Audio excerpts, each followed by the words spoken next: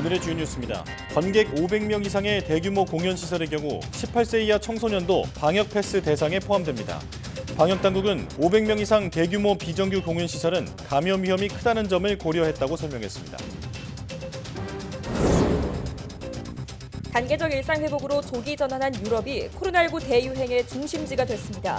세계보건기구는 내년 1월까지 50만 명의 사망자가 더 발생할 수 있다고 경고했습니다.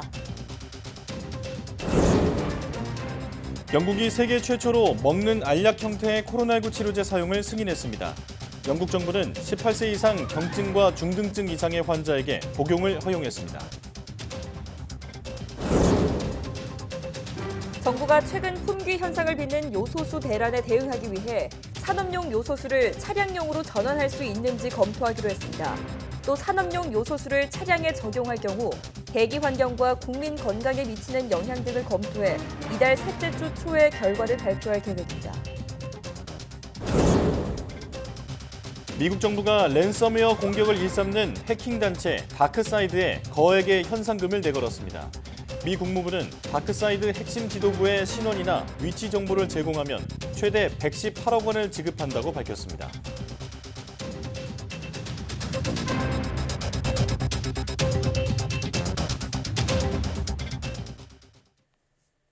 여러분 안녕하십니까? 사이언스 투데이 시작합니다.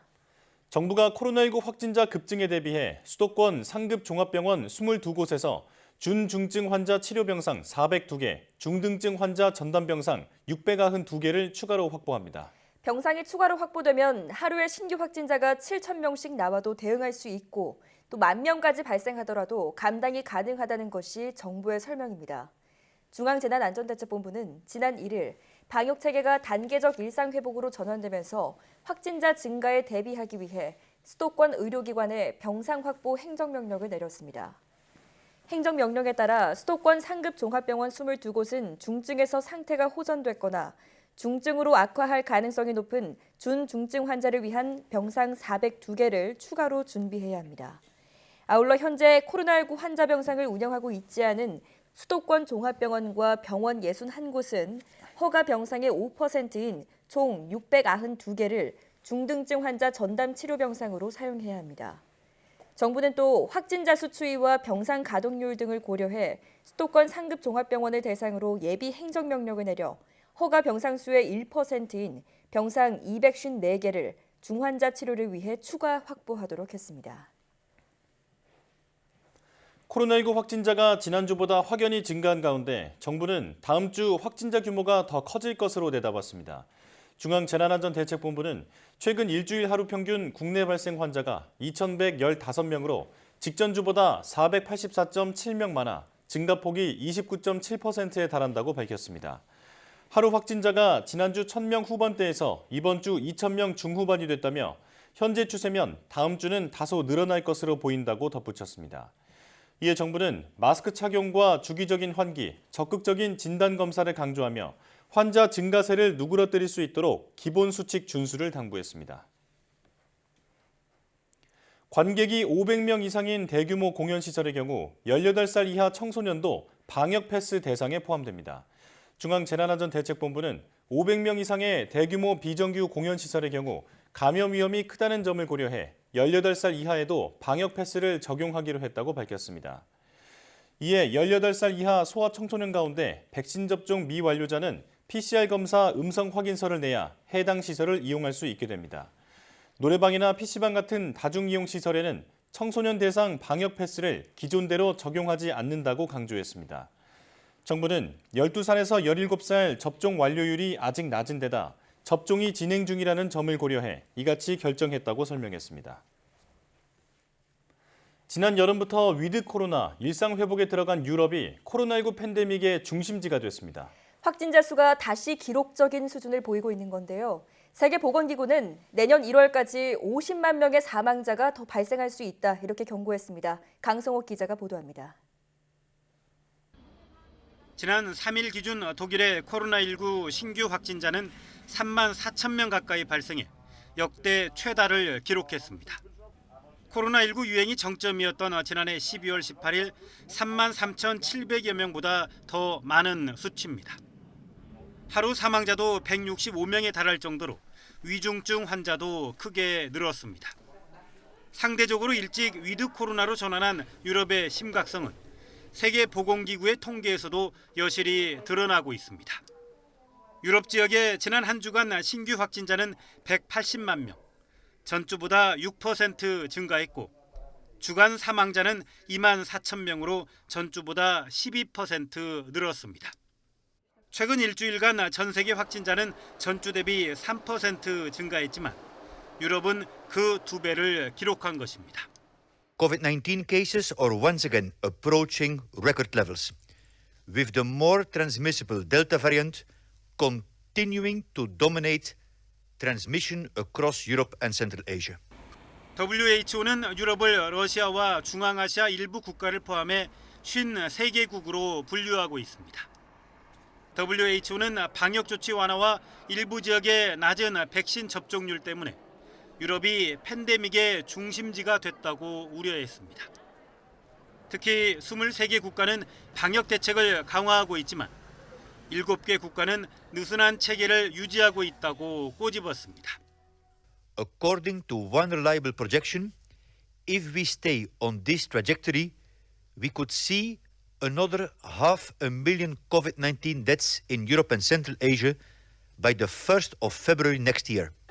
WHO는 비극적인 결과를 예방하기 위해 유럽 각국 정부가 보다 강력한 방역 대책으로의 태세 전환이 시급하다고 촉구했습니다. YTN 강성욱입니다. 영국이 세계 최초로 먹는 코로나19 치료제 사용을 조건부 승인했습니다. 네, 이번 조치가 미 식품의약국의 긴급 승인 심사에도 긍정적인 영향을 미칠 것으로 보입니다. 이종수 기자입니다.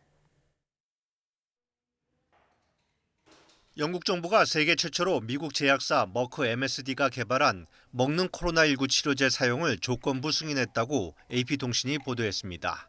이번에 승인된 먹는 코로나19 치료제는 몰루피라비르입니다. 영국 정부는 코로나19 양성 판정을 받은 18세 이상 환자에게 몰루피라비르를 복용하도록 권고했습니다. 몰루피라비르를 복용하려면 코로나19 증상이 시작된 지 5일 이내이고 경증 또는 중등 증상을 보여야 합니다. 또한 비만이나 심장질환 등 위험 요소도 한 가지 이상 갖고 있어야 합니다. 몰루피라비르가 언제부터 의료 현장에 공급될지는 알려지지 않았습니다. MSD는 올해 안에 1,000만 명분의 몰루피라비르를 생산할 계획입니다. 내년에는 생산량을 2배 이상 늘릴 계획입니다. 세계 각국 정부는 올해 생산량의 대다수를 이미 구매했습니다. MSD는 지난달 코로나19 확진자 775명을 대상으로 한 3상 임상시험 결과 몰루피라비르가 입원율과 사망률을 절반 가까이 낮추는 효과를 보였다고 밝혔습니다. Indeed, this is an interesting development, and we yet have to see the full data about it. If it holds true, then it is another weapon. 미 식품의약국 FDA는 오는 30일 몰루피라비르 긴급 사용 승인 외부 자문단 회의를 열 예정입니다. 영국 정부의 이번 승인이 FDA의 긴급 사용 승인 심사에도 긍정적 영향을 미칠 것으로 로이터 통신은 전망했습니다. YTN 종수입니다. 미국 질병통제예방센터 CDC는 2번 접종하는 화이자의 코로나19 백신을 맞는 도중에 12살을 넘길 경우 2회차 접종 때만 성인 투여량을 맞으라고 권고했습니다. CDC가 코로나19 백신 공식 지침을 이같이 수정했다고 CNN이 현지 시각 4일 보도했습니다. 미국에서는 최근 5세에서 11세 어린이에게도 화이자의 코로나19 백신 접종이 승인됐으며 성인 투여량의 3분의 1인 10마이크로그램을 3주 간격을 두고 2차례 마치도록 했습니다. CDC는 1차와 2차 접종 사이에 생일을 맞아 12살이 된 어린이의 경우 1차 때는 10마이크로그램을, 2차 때는 30마이크로그램을 접종하라고 권고했습니다. CDC는 다만 2회 접종 도중 12살을 넘겼는데 2차 때 10마이크로그램 용량을 맞더라도 여전히 백신 접종을 마친 것으로 간주하겠다고 덧붙였습니다. 기시다 후미오 일본 정부가 내년 새학기 전에 18세 이하 모든 어린이와 청소년에게 1인당 100만 원의 코로나19 지원금을 지급합니다. 대상은 2천만 명이고 총액은 20조 원 정도입니다. 집권 자민당은 당초 비정규직 근로자와 생활이 어려운 국민을 집중 지원한다는 방침이었지만 연립정부 파트너인 공명당의 총선 공약을 수용해 이렇게 결정했습니다.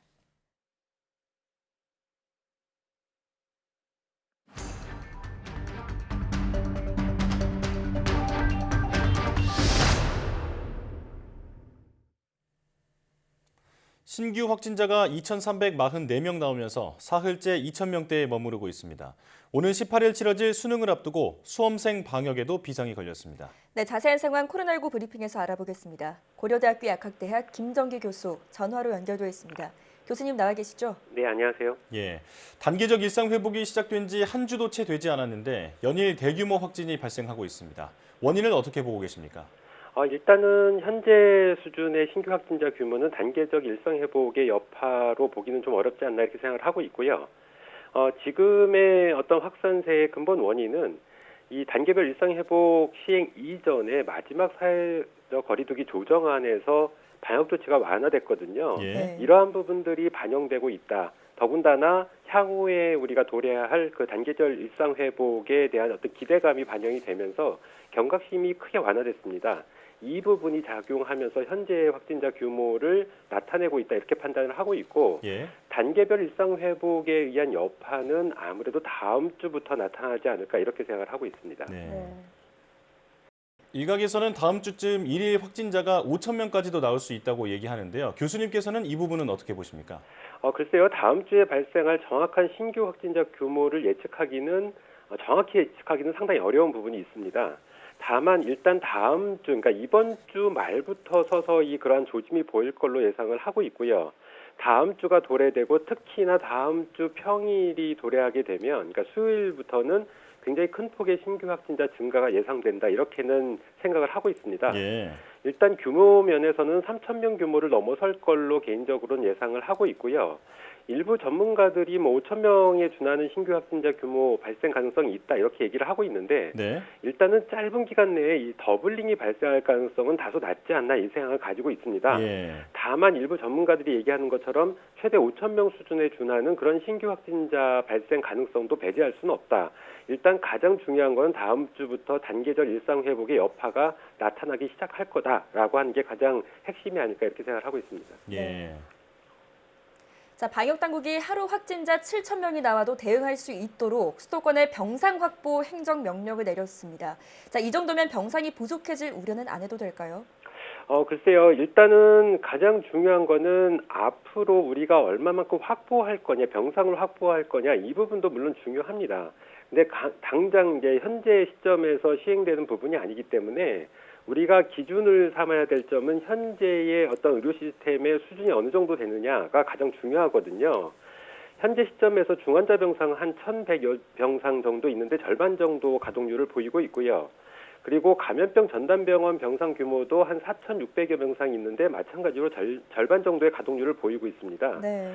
향후에 임상 증상의 정도나 아니면 병상의 여부에 따라 다르겠지만 향후에 발생하는 위중증 환자는 중환자 병상 내지는 감염병 전담병원 병상에 입원할 가능성이 상당히 높다 이렇게 보고 있고요.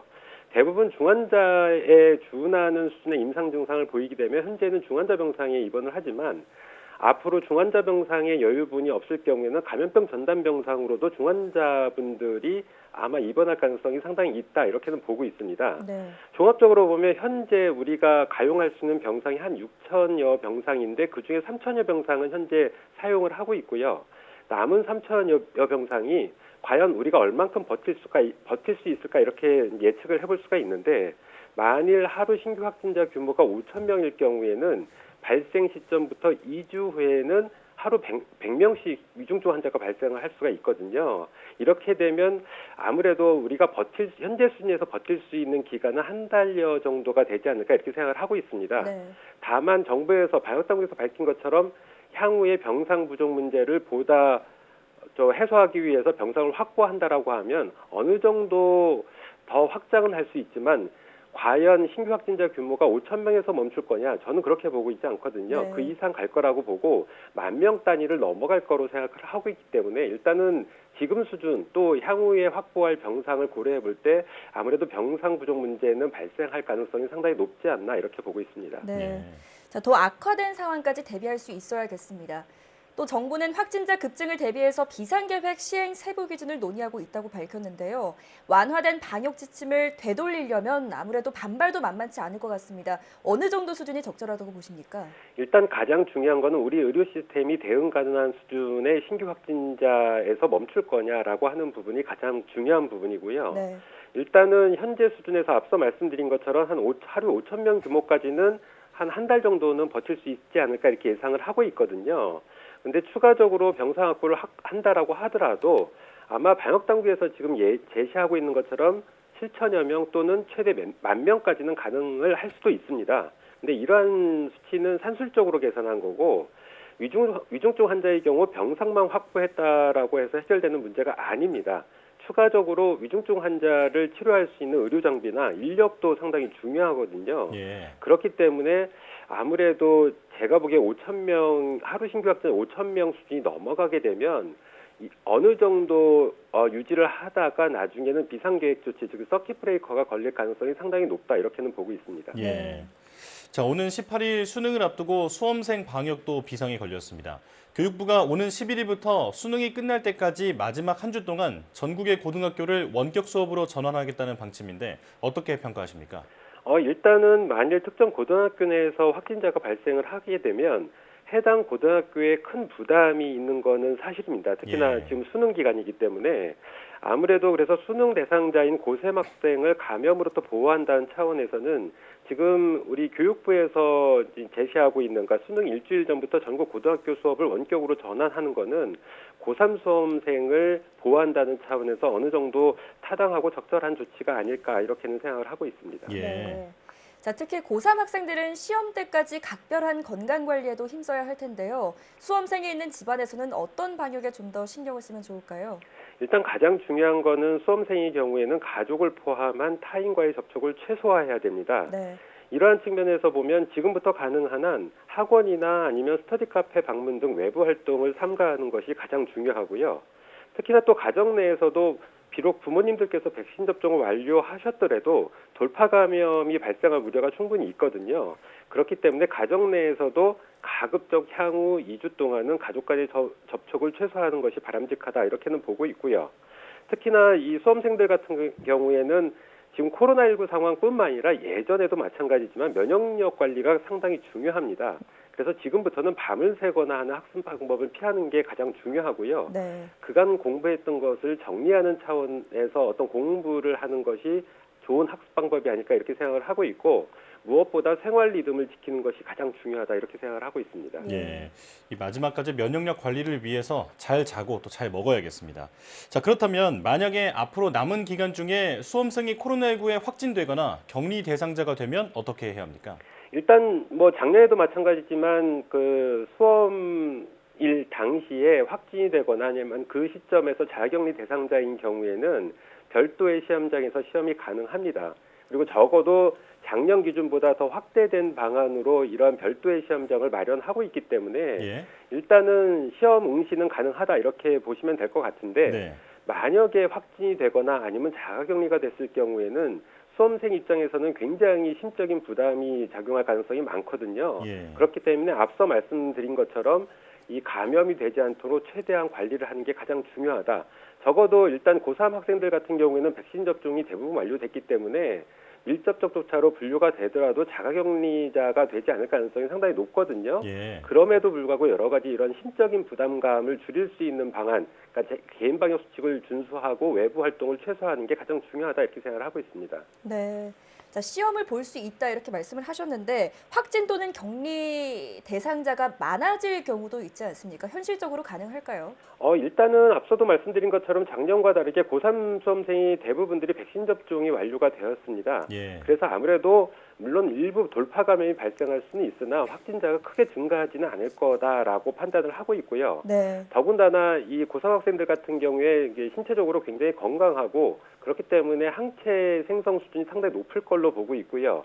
지난 여름에 접종을 완료했기 때문에 아직까지 항체가 급격하게 감소하는 단계는 아니다라고 판단을 하고 있습니다. 예. 그렇기 때문에 급격한 어떤 확진자 증가는 있지 않을 거다 이렇게 생각을 하고 있고 이러한 수준에서 아무래도 교육부에서도 적절한 별도의 시험장 규모를 마련하고 있지 않나 이렇게 생각을 하고 있습니다. 예. 자, 지금 수험생이 그 코로나19 감염 예방 그리고 확진이 된 이후에는 어떻게 대응해야 하는지 설명을 해주셨는데 이게 초기에는 일반 감기와 코로나19의 그 증상이 구분이 잘 안 되지 않습니까? 네네. 만약 수험생이 감기 같은 증상이 느껴진다면 지금 당장 어떻게 해야 할까요? 일단은 무엇보다 이거는 기본적인 방역의 기본인데 일단 그러니까 고3 수험생이든 아니면 일반이든 간에 호흡기 증상을 보이게 되면 기본적으로 코로나19 진단검사를 받는 게 가장 중요하다 이렇게 생각을 하고 있고요. 예. 그 결과가 나온 이후에 코로나 음성이면 그에 해당하는 적절한 호흡기 치료를 받는 게 기본이다 이렇게 말씀을 드릴 수가 있습니다. 예. 네. 자, 또 수험생 당사자가 아니더라도 수험생의 가족이 코로나 증상 또는 유사한 감기 증상이 느껴진다고 한다면 일단 어떤 대처를 하는 게 좋을까요? 앞서도 말씀드린 것처럼 고3 수험생뿐만 아니라 일반인도 마찬가지입니다. 호흡기 증상, 지금 환절기이기 때문에 호흡기 증상을 보이게 되면 특히나 지금 파라인플루엔자가 유행이 좀 심각한 상황이거든요. 그렇기 예. 때문에 감기 증상을 보이게 되면 일단 기본적으로 코로나19 진단검사를 받는 게 가장 중요하고요. 네. 만약에 진단검사를 받기 이전이나 이후에도 혹시 나중에 또 확진 판정을 받을 가능성도 없지 않아 있거든요. 그렇기 예. 때문에 호흡기 증상이 있을 때는 가급적 가정 내에 고3 수험생이 있다라고 하면 이 가족 간의 접촉을 최소화하고 특히나 고3 수험생과의 접촉을 최소화하는 게 가장 중요하다 이렇게 말씀을 드리고 싶습니다. 예. 네. 자, 수험생 방역에 차질이 빚어지지 않도록 수험생 또 가족들 모두가 방역 수칙 준수에 힘써야겠습니다. 지금까지 고려대학교 약학대학 김정기 교수와 함께했습니다. 교수님 고맙습니다. 네, 감사합니다.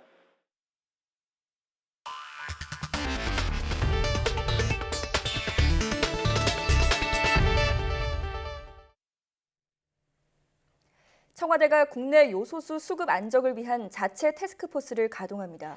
유영민 대통령 비서실장은 청와대 내 관련 비서관실이 공동 참여하는 TF팀을 즉시 운영하라고 지시했습니다. TF팀은 안유란 경제수석을 팀장으로 정책실과 국가안보실 관련 비서관들로 꾸려졌습니다. 청와대는 소부장 대응체계와 같이 경제 외교가 종합된 대응체계를 구축해 국내 산업계, 물류업계 등과의 협력체계와 중국 등 요소 생산국과의 외교 협의 등 다양한 채널을 종합적으로 활용하기 위한 것이라고 설명했습니다. TF팀은 요소수 수급이 안정될 때까지 1일 비상점검 체제로 운영되며 경제, 산업, 국토, 농해수, 기후환경, 외교 등 관련 분야별로 주요 대응 실적을 점검하고 대응 방안을 논의할 계획입니다. 또 부처에서 운영하고 있는 대응 TF와 긴밀히 연계해 운영해 나가겠다고 청와대는 덧붙였습니다. 환경부가 중국발 요소수 수급 비상을 해소하기 위해 산업용 요소수를 차량용으로 전환해 사용할 수 있는지 검토하기로 했습니다. 환경부는 산업용 요소 또는 요소수에서 전환된 차량용 요소수가 대기 환경과 국민 건강에 어떤 영향을 미칠지 검토해 11월 셋째 주 초에 결과를 발표합니다. 또 산업통상자원부 등이 추진하는 수급 대책에 협조하고 매점 매석 금지 등 시장 안정화 대책을 추진하기로 했습니다. 최근 벌어지는 요소수 대란은 디젤 화물차에 달린 대기오염물질 저감 장치와 관련이 있습니다. 이 장치가 달린 차들은 요소수가 없으면 운행 자체가 불가능하게 설계되어 있기 때문인데요. 최근 요소수 가격이 천정부지로 치솟다 보니 요소수가 없이도 운행할 수 있게끔 암암리의 저감 장치를 불법 개조하려는 움직임이 일고 있습니다. 이준엽 기자가 취재했습니다.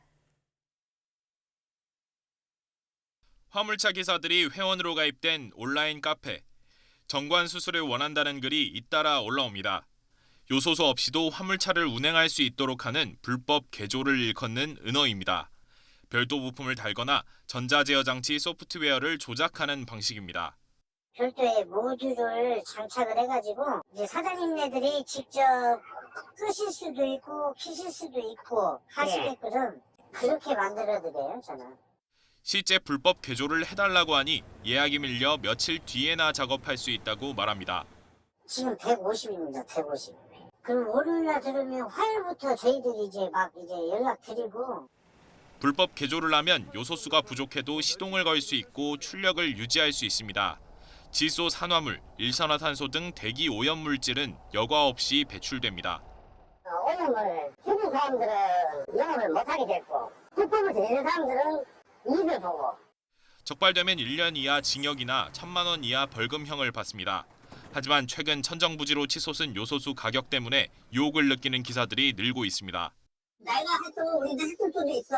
왜 그러냐면 요소수 관련해서 부품들이 우리나라의 부품이 아니고 다른 나라 부품이다 보니까 비싸 엄청. 사정이 이런데도 환경부는 아직 단속 계획이 없다는 입장입니다. 위쪽에서 이제 단속하고 하지는 않고요. 눈에 보이는 그런 장치를 제거를 하는 게 아니고 무형의 데이터를 변경을 하다 보니까 단속을 하기에는 정말. 하지만 현장에선 정부가 단속 의지만 있다면 얼마든지 확인 가능하다고 반박합니다. 이슈를 만지면은 확인이 가능하죠. 어떻게 풀어내냐에 따라 또 틀리긴 한데. 요소수 부족 사태가 장기화할 경우 도로에는 불법 개조 차량이 활보하고 규정을 지키는 화물차들만 피해를 보는 건 아닌지 우려의 목소리가 커지고 있습니다. YTN 이준엽입니다. 오는 2024년 미국의 유인 달 탐사를 앞두고 민간 우주 기업들의 경쟁이 날이 갈수록 치열해지고 있습니다. 네, 민간 기업들은 달 탐사뿐 아니라 우주 관광과 우주 인터넷 등 우주 산업을 선점하기 위해 공격적으로 나서고 있는데요.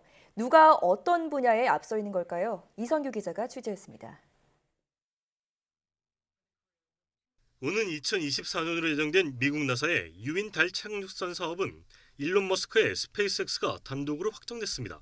앞서 나사의 결정에 불복해 제프 베이조스가 이끄는 블루오리진이 소송을 냈지만 미국 법원은 머스크의 손을 들어줬습니다. 머스크가 달 착륙선 분야에서 선승했다면 버진 갤럭틱의 리처드 브랜슨은 지난 7월 처음으로 민간 우주 관광이라는 기록을 세웠습니다. I have dreamt of this moment since I was a kid, and but honestly, nothing could prepare you for the view of Earth from space. I mean, the whole thing was just magical. 뒤이어 베이조스가 우주 관광에 성공했고 머스크는 세 번째로 순서에서는 늦었지만 진정한 승자라는 주장입니다.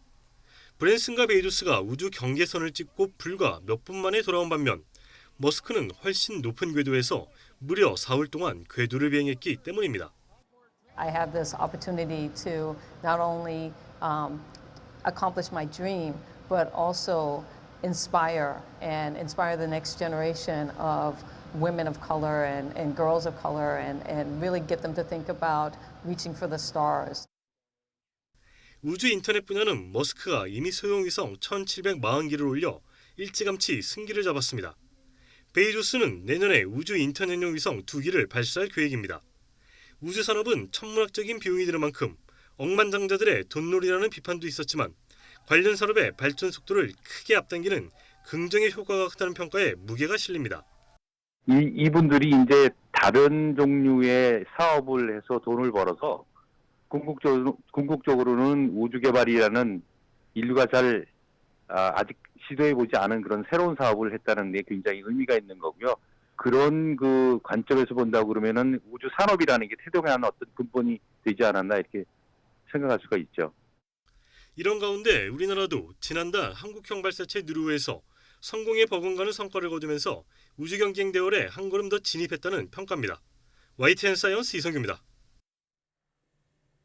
한국, 캐나다, 폴란드, 우크라이나, 베트남 등 주요 석탄 소비국을 포함한 40여 개 국가가 석탄 발전을 단계적으로 폐지하는 중장기 계획에 합의했습니다.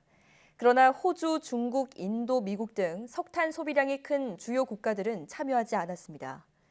영국 글래스고에서 진행 중인 제26차 유엔 기후변화 협약 당사국 총회 COP26에서 이들 국가를 포함한 각국 기관 단체들 모두 190여 곳이 이런 내용의 성명서에 합의했다고 BBC 방송 등이 보도했습니다. 석탄 발전 비중을 단계적으로 줄여 선진국은 2030년대에 나머지 개발도상국은 2040년대에 석탄 발전을 최종적으로 중단하기로 했습니다. 이와 함께 20여 개국은 이날 탄소 저감 장치가 갖춰지지 않은 해외 화석연료 사업에 내년 말까지 공적 금융 지원을 중단하기로 약속했습니다. 미국은 이 서약에는 참여했지만 한국, 중국, 일본, 스페인은 서명하지 않았습니다. 미국 정부가 국경을 넘나들면서 랜섬웨어 공격을 벌여 기업이나 단체로부터 돈을 뜯어온 해킹 단체 다크사이드에 거액의 현상금을 내걸었습니다. 미 국무부는 현지 시각 4일 성명을 내고 다크사이드의 핵심 지도부 신원이나 위치에 대한 정보를 제공하면 최대 1,000만 달러, 우리 돈으로 118억 원을 지급하겠다고 밝혔습니다. 다크사이드의 사이버 공격에 가담하거나 가담하려 한 것으로 의심되는 모든 국가의 용의자가 체포 또는 유죄 판결을 받을 수 있을 정도의 정보를 제공할 경우에도 최대 500만 달러의 보상금을 주겠다고 했습니다. 멸종위기 해양생물인 점박이 물범이 최근 충남 서산 가로림만 안에서 목격되고 있습니다. 네, 카메라 화면에 잡힌 물범은 친근한 얼굴을 하고 호기심도 많은 모습이었는데요.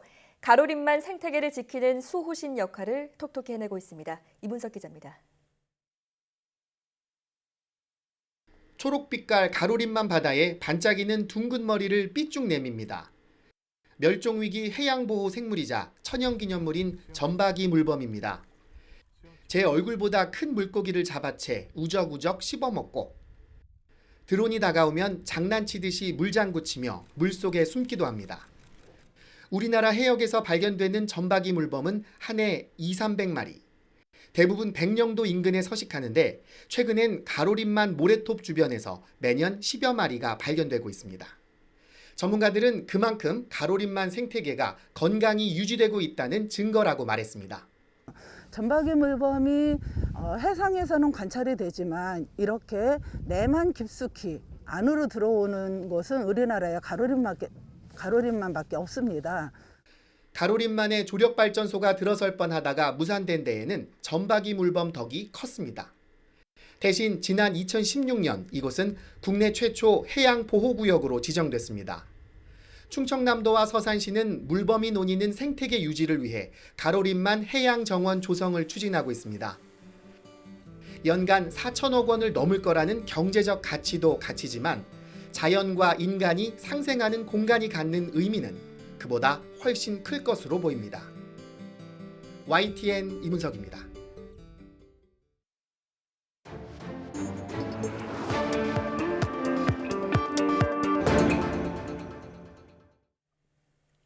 한 주간 가장 주목받은 과학 소식을 하나로 알아보는 사이언스 핫5 시간입니다. 네, 이번 주에는 어떤 이야기가 시청자들의 주목을 받았을까요? 이동훈 기자와 함께 알아보겠습니다. 어서 오세요. 안녕하세요. 네, 5위 소식부터 알려주시죠. 네. 이번 주에 이 미국에서 5살부터 11살 어린이를 대상으로 이 코로나19 백신 접종이 본격적으로 시작이 됐습니다. 예. 앞서 이 미 질병통제예방센터는 이 어린이들도 백신을 맞는 것이 훨씬 더 이득이라는 점을 들어서 이 화이자 접종을 최종적으로 승인을 했습니다. 네. 이로써 이 미국은 전체 국민의 94%가 접종 대상이 됐죠. 예. 하지만 이 현지 분위기를 보면 아직은 좀 백신 접종에 대해서 우려하는 부모들이 훨씬 많은 것으로 보입니다. 한 비영리 연구단체의 설문조사에 따르면 이 자녀에게 백신을 곧바로 맞히겠다 이렇게 응답한 부모는 한 27% 정도에 불과했고요. 네. 76%는 장기적인 부작용이 걱정이 된다. 또 이 아이들이 나중에 출산 능력에 영향을 받을까 봐 우려된다. 이렇게 답했습니다.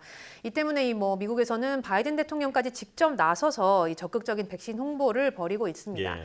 네, 이렇게 미국에서 어린이에 대한 접종이 시작이 되면서 우리 보건당국도 관련 내용을 발표하기도 했는데요. 네. 일단은 이 다른 나라의 접종 상황이라든가 국내외 연구 결과들을 이 종합적으로 좀 살펴본 후에 결정하겠다 이렇게 밝혔습니다.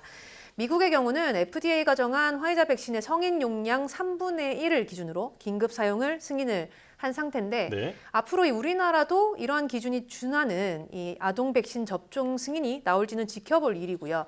또 아시는 대로 현재 우리나라에서 허가된 화이자 백신의 접종 연령은 12살, 12세 이상이고 12세 미만 아동에 대해서는 아직 사용 승인 신청이 돼 있지 않은 상태라고 합니다. 예, 사실 아동은 감염돼도 증상이 악화하는 일이 별로 없기 때문에 큰 걱정은 안 할 수 있지만 그래도 다른 가족 구성원에게 옮길 수 있기 때문에 네. 이제 만약에 필요하다면 우리도 계획을 세워야겠습니다. 자, 4위 소식은 뭐죠? 네, 이제 날씨가 쌀쌀해지고 겨울이 다가오면서 이 코로나19와 함께 우려를 낳고 있는 게 독감인데요. 네. 이 두 가지 감염병이 동시에 유행하는 이 트윈데믹이 오지 않을까 이런 불안감 때문입니다. 예. 근데 최근에는 이른바 여름 감기로 불리는 파라인플루엔자 환자가 빠르게 늘면서 또 다른 우려를 낳기도 했습니다. 주로 이 4월에서 8월 사이에 유행하는 이 파라인플루엔자 환자가 2달여 만에 무려 9.2배까지 늘어난 건데요. 네. 특히 10명 가운데 9명은 6살 이하의 영유아로 나타났습니다. 방역 당국은 이렇게 10월 이후에 파라인플루엔자가 유행하는 것이 예외적이다 이렇게 밝혔는데요.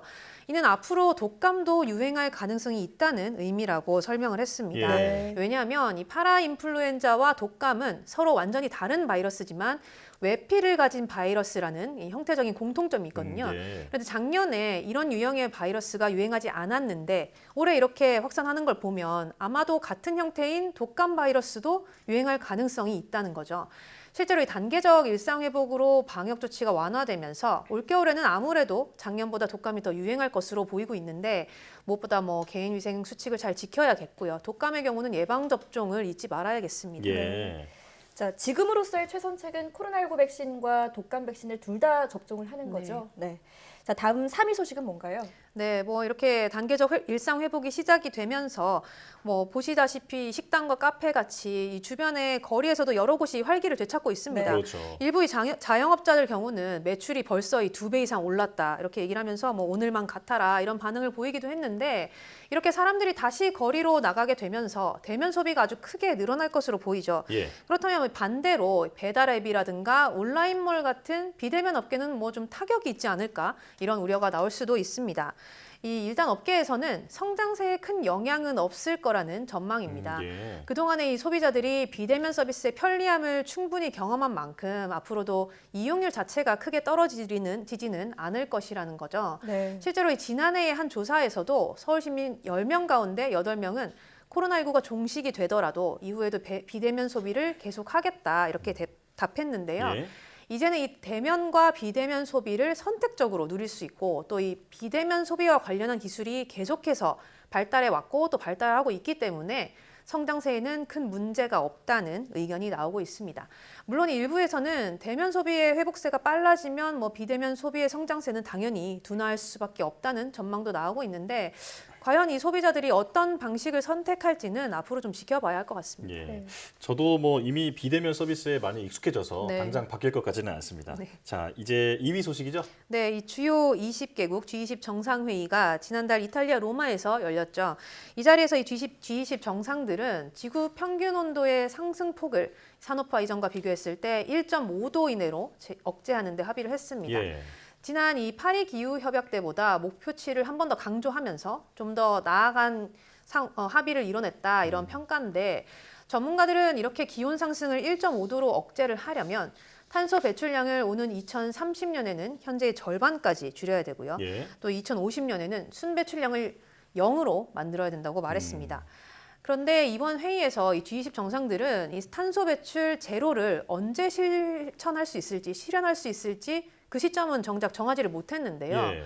의장국이었던 이탈리아 등은 이 선진국들이 탄소 중립 시점을 2050년으로 정해야 한다 이렇게 주장을 했지만 이 중국 같은 경우는 탄소 배출량이 가장 많은 나라이기 때문에 네. 2060년을 목표로 해야 한다 이렇게 연도를 제시를 했고요. 네. 또 인도나 러시아 같은 경우도 2050년까지는 도저히 불가능하다면서 아주 강하게 반대를 했기 때문입니다. 예. 다만 이번 세기 중반쯤에는 탄소 배출 제로를 달성하는 식으로 달성하자 이런 식으로 정상들 사이에 아주 모호한 합의가 이루어졌는데요. 사실상 구체적인 어떤 실천 과제에 대한 합의에는 실패를 했지만 유엔 사무총장은 이 최소한 희망들이 꺾이지는 않았다 이렇게 강조를 했습니다. 예. 한편 이번 정상회의가 열리는 동안에는 이 급진적인 환경운동 단체 회원들이 로마에 모여서 이 쇠창살에 몸을 묶는 시위를 벌이기도 했고 저희도 예. 보도로 전해드렸었는데 네. 이들은 이 G20 정상들의 더 적극적으로 기후변화에 대응해달라 이렇게 요구를 했습니다. 예. 자, 분명 합의 사항도 있었지만 구체적인 시점을 정하지 못했다라는 점이 아쉬움이 남긴 하네요. 네. 마지막 1위 소식은 뭔가요? 네, 이번 주에 전 세계적으로 가장 주목받은 인물 가운데 하나가 바로 이 테슬라의 CEO 일론 머스크일 예. 것 같습니다. 그렇죠. 네, 최근 이 테슬라의 주가가 $1,000를 넘으면서 지분의 23%를 갖고 있는 머스크의 재산도 기하급수적으로 늘어났고요. 또 이 머스크의 재산을 둘러싸고 여러 논란도 있었죠. 예. 얼마 전에 이 유엔 세계 식량 계획에 데이비드 비즐리 사무총장이 CNN과 인터뷰에서 이 세계 1위 부자인 머스크와 2위 부자인 아마존의 창업주 제프 베이조스한테 기부를 요청을 했습니다. 그러면서 이 기아 4,200만 명을 살리기 위해 $60억, 우리 돈으로 7조 1,000억 원 정도가 필요하다 이렇게 말했는데요. 예. 이걸 본 머스크가 그럼 60억 달러로 어떻게 기아 문제를 해결할 수 있는지 나한테 정확히 설명을 한다면 내가 당장 주식을 팔아서 기부하겠다 이렇게 밝힌 거죠. 여기에 이 비즐리 총장은 SNS를 통해서 그렇다면 당장 만나서 자세히 설명해 주겠다 이렇게 답했는데요. 예. 사실 7조 원이라는 돈이 어마어마하게 큰 돈이지만 머스크의 재산 가운데는 2%도 채 되지 않는 수준이거든요. 예. 이 비즐리 총장은 60억 달러로 이 전 세계 기아를 해결하겠다고 말하는 게 아니라 이 기아 위기의 극복을 위해서 이렇게 이 부호들이 이 일회성 기부를 좀 해달라 이렇게 강조를 한 것이라고 했습니다. 다소이 좀 날선 반응들이 오가긴 했지만 뭐 과연 이 두 사람의 만남이 실제로 성사가 될 것인가, 또 이 머스크가 실제로 기부를 할 것인지에 대해서 세계의 이목이 쏠리고 있습니다. 네, 이 머스크의 발언이 기부 단체의 회계 투명성에 대한 문제 제기로도 지금 그 얘기가 옮겨가고 있더라고요. 어느 쪽이든 기아 해결에 꼭 도움이 됐으면 좋겠습니다. 자, 사이언스 하파이브 이동훈 기자와 함께했습니다. 고맙습니다.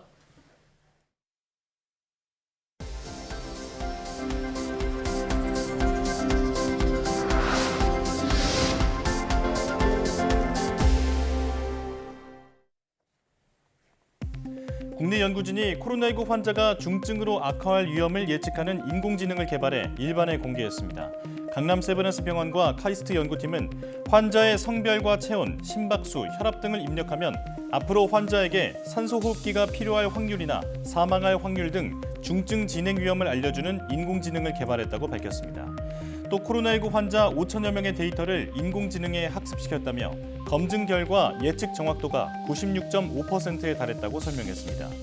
연구팀은 이번 기술을 전 세계 누구나 무료로 이용할 수 있게 웹사이트에 공개했습니다. 불면증이 뇌졸중 위험을 높이는 뇌동맥류의 위험 요인이라는 연구 결과가 나왔습니다. 스웨덴 카롤린스카 의과대학 연구팀은 7만명의 유전 정보 자료를 분석한 결과 불면증 관련 유전자를 가진 사람은 뇌동맥류 발생 위험이 24% 높았다고 밝혔습니다. 이 밖에 기존 뇌동맥류 위험 요인으로 알려진 흡연과 높은 혈압도 뇌동맥류 위험을 3배 이상 높였다고 덧붙였습니다. 과학기술정보통신부가 지난 3일 헝가리와 혁신기술부와 4차 산업혁명 공동대응 양해각서를 체결했다고 밝혔습니다. 또 헝가리를 포함해 체코, 폴란드, 슬로바키아로 구성된 중부유럽 4개국 협력체 비셰그라드 그룹과 오는 2023년부터 공동연구 지원 사업을 시작한다고 덧붙였습니다. 이에 따라 한국기초과학지원연구원과 한국화학연구원 등 과기정통부 산하 연구기관들도 비셰그라드 그룹의 우수한 연구기관과 협력 관계를 맺고 다양한 연구 협력을 진행할 예정입니다. SK바이오사이언스는 현재 개발 중인 코로나19 백신이 임상 1상 이상에서 면역 완성과 안전성을 보였다고 밝혔습니다. SK바이오사이언스는 고대 구로병원 등 14개 임상기관에서 성인 328명에게 자사 백신과 면역 증강제를 함께 투여한 결과 99% 이상에서 코로나19 바이러스를 무력화하는 중화 항체가 형성된 것을 확인했다고 설명했습니다.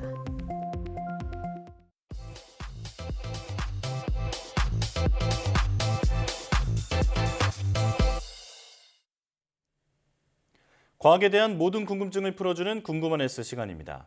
여름철 아스팔트 도로를 멀리서 보면 물웅덩이가 있는 것처럼 보일 때가 있죠. 하지만 가까이 다가가면 사라져버리는데요. 네, 이런 현상들은 빛의 굴절로 나타나는 신기루라고 합니다.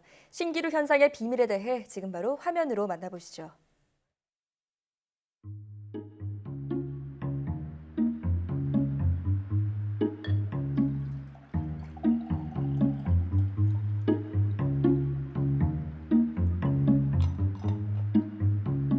오늘은 여러분들을 위해 마술 하나를 준비했습니다. 물이 들어있습니다. 뚜껑을 열지 않고 바로 500원짜리를 넣어보도록 하겠습니다. 그게 어떻게 가능하냐고요? 눈을 크게 뜨고 잘 봐주세요.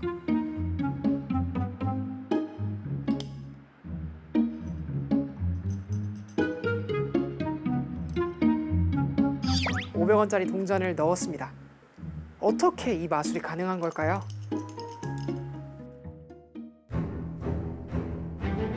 항구에 정박하지 못하고 영원히 바다를 표류해야 하는 저주에 걸린 유령선 플라잉 더치맨 호를 들어보신 적 있으신가요? 이 플라잉 더치맨호는 1641년 네덜란드 암스테르담에 출항한 실제 존재했던 범선입니다. 이 배의 선장인 반데르데케는 폭풍우가 칠 때 희망봉을 돌아 지구 끝까지 가서 다시 돌아올 수 있다고 말했는데요. 자신을 신이 구원해줄 증거라고 하며 반대하는 선원들의 말을 모조리 묵살하고 내기를 했다고 합니다. 동인도 무역상의 선장이었던 그의 항해 솜씨는 대단했기 때문에 희망봉까지 갈 수 있을 거라고 생각했지만 희망봉에 다다를 무렵 폭풍 속으로 빨려 들어갔고 플라잉 더치맨호는 그대로 실종됩니다. 그런데 1680년부터 1939년까지 이 플라잉 더치맨호는 수백 차례 목격되었습니다. 선원들은 모두 죽었지만 선장과 배는 죽지 못하고 유령선으로 남아 영원히 바다를 떠돌고 있다는 이야기가 전해지고 있죠. 뱃사람들은 플라잉 더치맨호를 죽음과 파멸의 징조라고 여기며 극도로 두려워했는데요. 실제로 이 플라잉 더치맨호는 다양한 형태로 모습을 드러냈습니다. 목격자들은 그 배가 으스스한 빛을 내거나 혹은 하늘에 떠 있거나 파도 속을 떠다닌다거나 뒤집어진 채로 매달려 항해했다고 진술했는데요.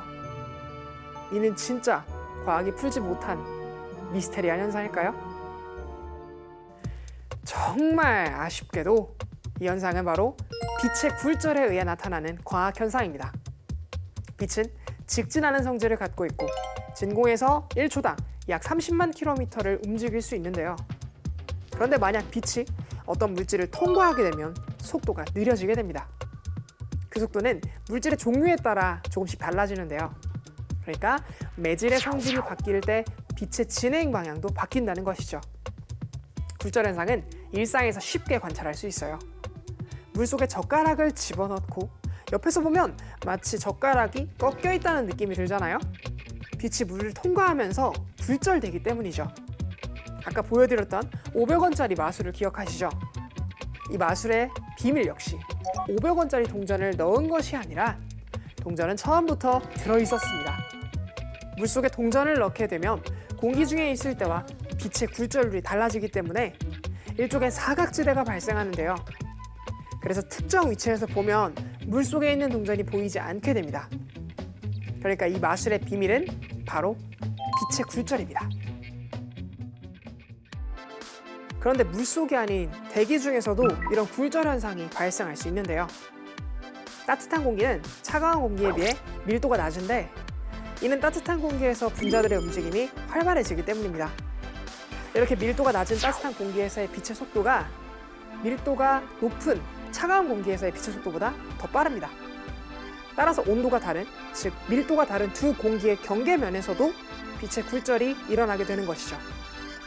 찬 공기에서 더운 공기 쪽으로 이동할 때 두 공기의 경계면에 가까운 쪽으로 굴절이 일어나고 더운 공기에서 찬 공기 쪽으로 빛이 진행할 때에는 반대로 경계면에서 먼 쪽으로 굴절이 일어납니다.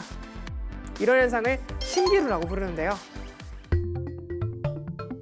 사막에서 신기루를 흔히 볼 수 있는 이유는 사막 위의 공기가 강렬한 햇빛으로 뜨겁게 가열되고 고도가 높아짐에 따라 급속히 냉각되므로 굴절률이 커지게 됩니다. 이에 따라 실제로는 멀리 있는 물이나 나무 같은 물체에서 출발한 빛이 굴절을 통해 우리 눈에 도달하게 되고 우리는 실제보다 가까운 것으로 인식하게 되는 것이죠. 플라잉 더치맨호의 목격담에서 뒤집힌 배가 항해한다는 표현은 이런 신기루를 나타낸다고 할 수 있어요.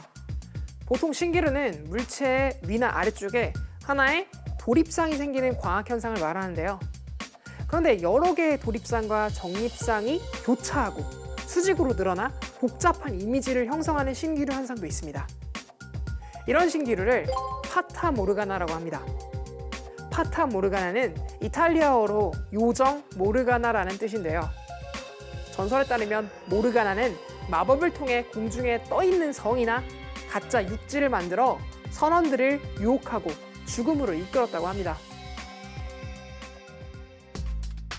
메시나 해협에서는 종종 탑이나 배, 궁전, 심지어는 도시가 나타나기도 했는데요. 물론 거기에는 어떠한 도시나 배, 그리고 건물이 존재하지 않았습니다. 이 파타 모르가나 현상은 대기에 역전이 있을 때 주로 발생하는데요. 아래쪽에 찬 공기와 위쪽에 따뜻한 공기 사이에 관이 굴절 렌즈 역할을 하는 건데요. 파타 모르가나는 매우 불안정해서 그 이미지가 빠르게 움직이는 특징을 가지고 있습니다. 플라잉 더치맨호가 파도 속을 떠다니거나 형체를 끊임없이 바꾸는 것은 바로 이 파타 모르가나 현상으로 설명할 수 있죠. 오늘 궁금한 S에서는 빛이 보여주는 마술 신기루에 대해 알아봤는데요. 흥미로우셨나요? 그럼 궁금한 S는 여기서 인사드릴게요. 과학에 대한 궁금증이 있다면 언제든 유튜브에 사이언스 투데이를 검색해주세요. 이상 궁금한 S였습니다. 앞으로 500명 이상 대규모 공연을 보러 가려면 18살 이하 청소년이라도 백신 접종 증명서나 PCR 검사 음성 확인서가 필요합니다. 많은 사람이 모이는 공연장은 감염 위험이 특히 크기 때문인데요. 다만 노래방이나 PC방 같은 시설은 기존대로 방역 패스가 없어도 된다고 하니 상황에 따른 슬기로운 방역 생활을 하셔야 할 것 같습니다. 사이언스 투데이 마칩니다. 함께해 주신 여러분 고맙습니다.